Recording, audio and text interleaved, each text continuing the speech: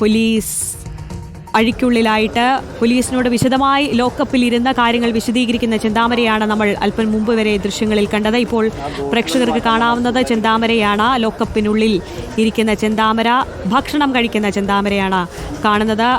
പിടികൂടുന്ന സമയത്ത് തന്നെ വിശന്ന ആണ് ചെന്താമര എത്തിയതെന്നാണ് ഡിവൈഎസ്പി ഉൾപ്പെടെ പറഞ്ഞിരുന്നത്. ഇക്ബാൽ അറക്കലുണ്ട് വിശദാംശങ്ങളുമായി. ഇക്ബാൽ, ഇപ്പോൾ ദൃശ്യങ്ങളിൽ കാണുന്നത് ചെന്താമര ലോക്കപ്പിനുള്ളിലിരുന്ന് ഭക്ഷണം കഴിക്കുന്നതാണ്.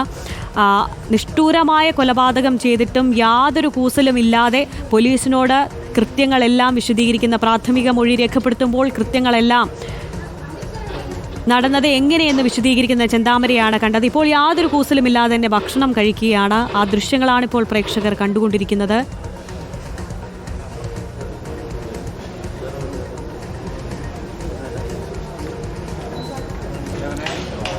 അതായത് ചെന്താമര ഭക്ഷണം കഴിക്കാൻ വേണ്ടി വരും എന്നുള്ള ഒരു ഉറപ്പ് പോലീസിന് ഉണ്ടായിരുന്നു.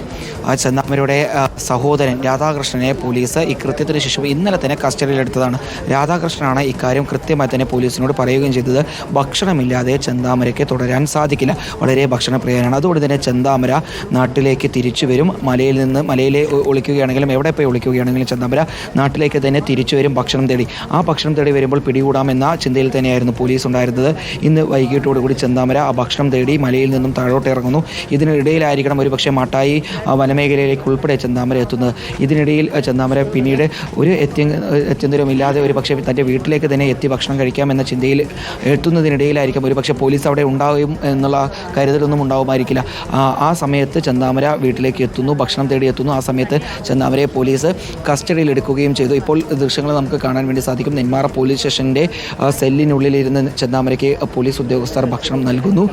ഈ ഭക്ഷണം തേടി വരുന്നത് കൊണ്ടത് മാത്രമാണ് പോലീസിന് ചെന്താമരയെ 2 തവണയും പിടികൂടാൻ കഴിഞ്ഞത്. 2019 സജിതയെ കൊലപ്പെടുത്തിയതിനു ശേഷം അരക്കമലയിൽ നിരവധി ദിവസങ്ങൾ താമസിച്ചിരുന്ന ചെന്താമര പിറ്റേ ദിവസം ഈ മലയിറങ്ങി ഭക്ഷണം തേടി തറവാട് വീട്ടിലേക്ക് ഭക്ഷണം തേടി വന്ന സമയത്താണ് സഹോദരൻ തന്നെ പോലീസിനെ ചെന്താമര വീട്ടിലേക്ക് എത്തിയതുമായി ബന്ധപ്പെട്ട വിവരങ്ങൾ നൽകുന്നു. അന്ന് പോലീസ് കൃത്യമായി തന്നെ ഈ വീട്ടിലേക്ക് എത്തി ചെന്താമരയെ പിടികൂടിയിരുന്നു. അതേ വിവരം രാധാകൃഷ്ണൻ ഈ കൃത്യത്തിന് ശേഷം ചെന്താമരയ്ക്ക് പോലീസിന് നൽകുകയായിരുന്നു.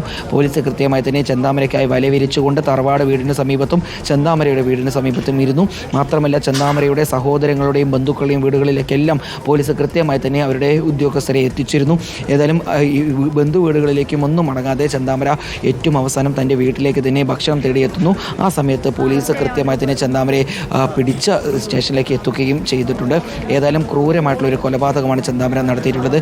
പൂർണ്ണമായും അന്ധവിശ്വാസം, അതിന് അപ്പുറം വലിയ രീതിയിലുള്ള സംശയം, ആ സംശയങ്ങളുടെ പുറത്താണ് ചെന്താമര ഇത്തരത്തിലുള്ള ക്രൂരകൃത്യങ്ങളും കൊലപാതകങ്ങളും എല്ലാം ചെയ്തു തീർത്തത്.